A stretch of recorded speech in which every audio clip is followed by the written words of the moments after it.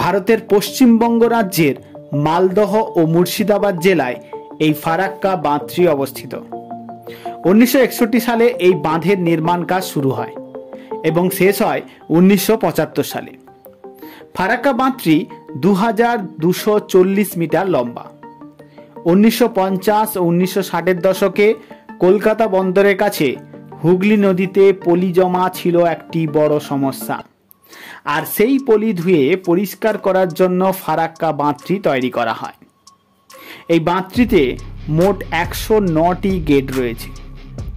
বর্তমান পরিস্থিতিতে অত্যাধিক বৃষ্টি হওয়ার কারণে গঙ্গার জলের স্তর অস্বাভাবিকভাবে বেড়ে যাওয়ার ফলে ফারাক্কা ব্যারেজের 109টি গেট সবকটি খুলে দেওয়া হয়েছে, যার ফলে বন্যার আশঙ্কা বৃদ্ধি পেয়েছে।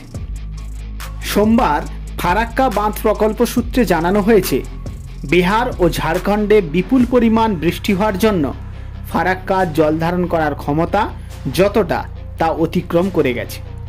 তাই জল না ছাড়লে ফারাক্কা ব্যারেজ ক্ষতিগ্রস্ত হওয়ার সম্ভাবনা রয়েছে। এতে একদিনে প্রায় 11 লক্ষ কিউসেক জল ছাড়া হয়েছে। এই বাঁধ খুলে দেওয়ার জন্য বন্যার পরিস্থিতি হতে পারে পশ্চিমবঙ্গের মুর্শিদাবাদ সহ বাংলাদেশে।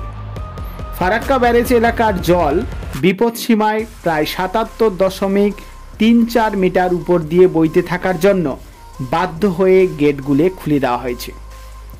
ব্যারেজ থেকে জল ছাড়ার ফলে সেই সঙ্গে বৃষ্টির পূর্বাভাসে সিঁদুরে মেঘ দেখছে স্থানীয় বাসিন্দারা।